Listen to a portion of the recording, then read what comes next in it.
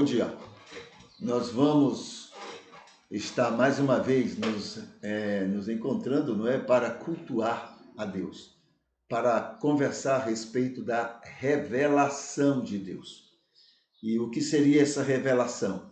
Desde o início, desde quando tudo começou, desde Adão, e isso vai até a última pessoa sobre a face da terra, Deus tem se revelado, Deus tem dito, falado aos homens quem ele é e o que ele pretende com os homens, né? O que é que ele quer para com as pessoas, o amor dele para com todos. Isso ele tem feito.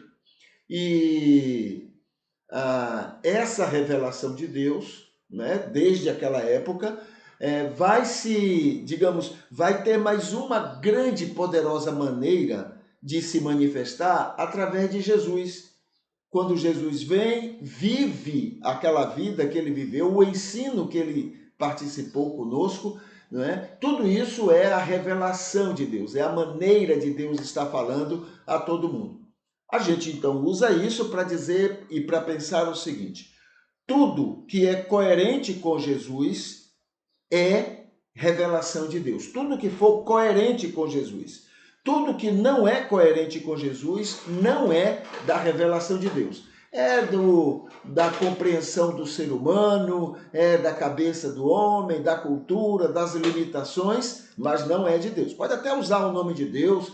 Moisés chega a dizer, falava face a face com Deus, mas Moisés teve muita coisa que não tinha nada a ver com Jesus. Então não era de Deus, era da cabeça de Moisés, tá bom? É tanto que Jesus consertou muita coisa, tá? Consertou, e Jesus viveu muita coisa diferente daquilo que Moisés entendeu como sendo de Deus. Então, como é que a gente arruma tudo isso? Tudo que é coerente com Jesus, dentro e fora da Bíblia, é palavra de Deus, é da revelação de Deus.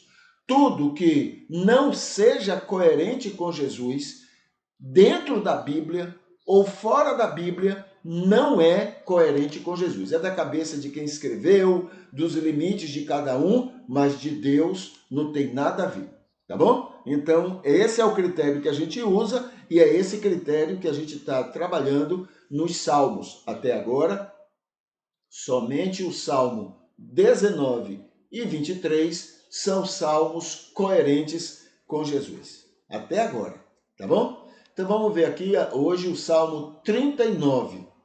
Vamos ver aqui. Lembrando que o título que é atribuído a esse salmo, né, é o título que é dado pelos tradutores da Bíblia. Eles colocam o seguinte título para esse salmo: a vaidade da vida. E o título que vem do original, ou seja, lá do hebraico, né, diz Salmo de Davi para o regente, conforme Jedutum, tá bom? Então, nesse salmo é atribuído até originalmente, né, dizendo que é Salmo de Davi. Esse de tem o sentido de foi Davi que escreveu, ou Davi pediu a alguém para escrever? Pediu ou mandou que alguém escrevesse. Mas também tem o sentido de alguém escreveu como se fosse Davi, mesmo sem a ordem dele, como se fosse Davi, ou também tem o sentido de escreveu sobre Davi, tá bom? Então esse é o sentido desse salmo quando ele diz Salmo de Davi. Então vamos analisar o salmo. Ele começa com o versículo 1 que diz: Eu dizia, vigiarei os meus caminhos para eu não pecar com minha língua. Vigiarei minha boca com freio, enquanto o perverso ainda estiver em frente a mim. Isso é incoerente com Jesus. Vamos ver aqui o comentário. Somos incapazes de nos vigiar a nós mesmos. Precisamos da direção do Espírito Santo. Entendeu? Não sou eu que consigo, é o Espírito que trabalha na minha vida. Pecamos mesmo sem querer. o salmista diz que não vai falar diante do que seus inimigos fazem, para não dar mau testemunho. Ele fala isso, mas ele passa o tempo todo reclamando. O tempo todo reclamando. Então, né, é incoerente também naquilo que ele está prometendo falar. Versículo 2. Eu fiquei calado, nada falei de bom, e minha dor se agravou. Incoerente com Jesus. Ficar calado diante da ofensa é ser manso, e Jesus diz que isto faz sair vencedor, né? Bem-aventurados os mansos, porque esses herdarão a terra, sairão vencedores diante das dificuldades. O salmista entende que só seria vencedor se ele calado, o inimigo fosse derrotado e humilhado imediatamente. Aí sim, ele seria vencedor. Só que nem sempre é assim. Jesus saiu vencedor, não foi? Saiu vencedor, apesar de ter saído humilhado numa cruz.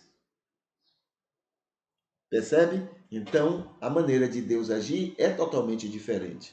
Então, onde é que ele saiu vencedor?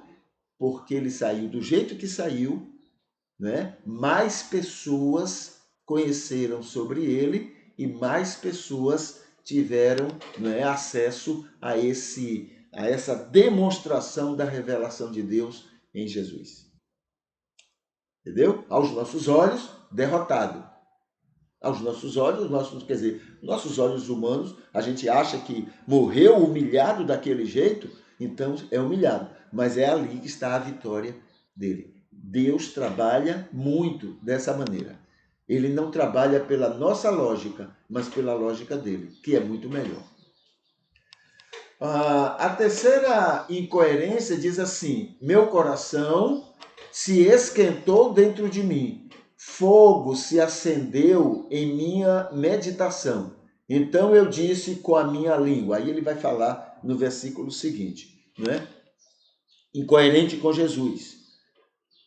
Quanto mais perto de Jesus, mais amor agape, né, a gente tem. E quanto mais amor agape a gente tem, mais paciência e mais compreensão em relação às outras pessoas.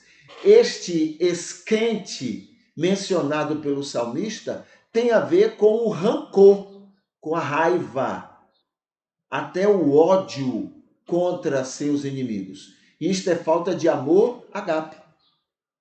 É falta de amor agape, que é resultado de uma decisão e não de um sentimento. O sentimento nosso pode até dizer: olha, eu não quero mais saber de fulano.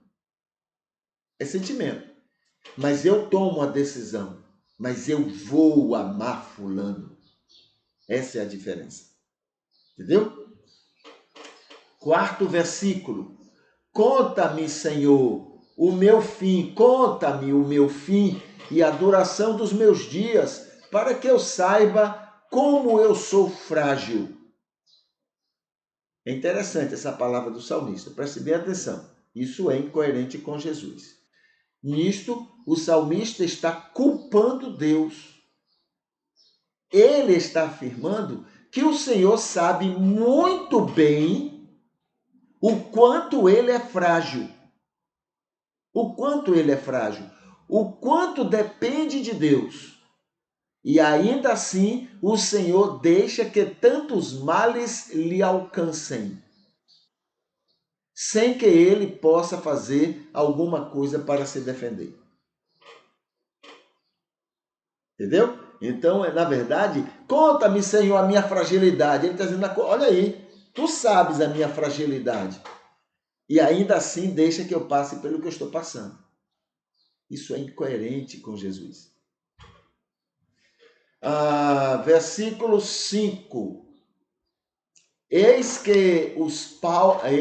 que há palmos, tu ordenaste os meus dias. Tu ordenaste.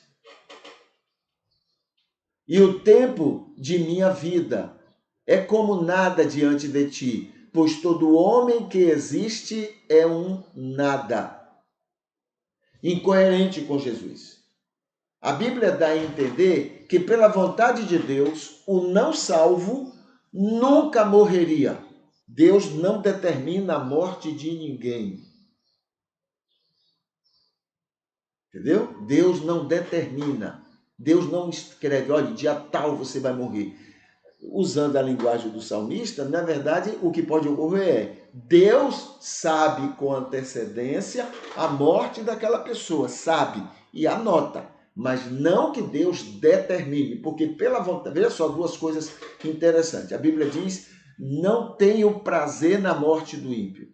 Pela vontade de Deus, o ímpio só morreria depois de ter um encontro com a salvação. E o salvo? A Bíblia coloca, né, o salmista coloca, sempre o salmista a gente tem que, né, repensar porque é poesia, né? Mas o salmista diz assim, preciosa é a morte dos seus, preciosa é ao Senhor a morte dos seus santos. Então, pela vontade de Deus, a gente passaria pelo novo nascimento e imediatamente iria para o céu. Aí Paulo diz, por que então não acontece isso? Porque, na verdade, Deus espera que a gente, o salvo, esteja na terra para ser luz e sal, para ser instrumento dele para abençoar a terra como luz e como sal. Entendeu?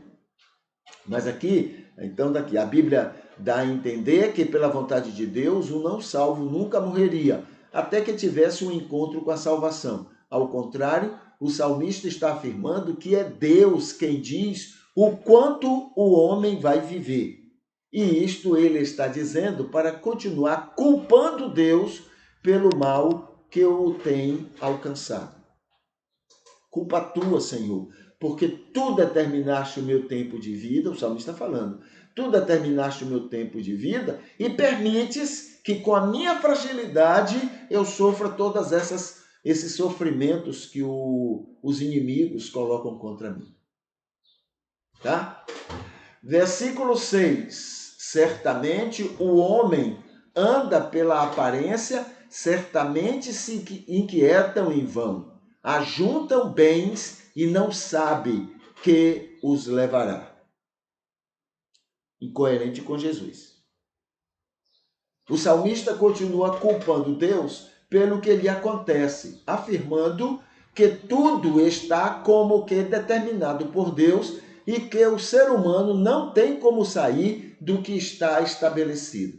Na verdade, o Senhor deu livre arbítrio no imagem e semelhança para que o homem escolha sua situação diante dele. Isso quer dizer que Deus já tem feito muito para proteger o salmista contra os perigos e que dá toda a condição para ele se levantar e agir adequadamente e não ficar prostrado, lamentando e querendo o pior para seus considerados inimigos.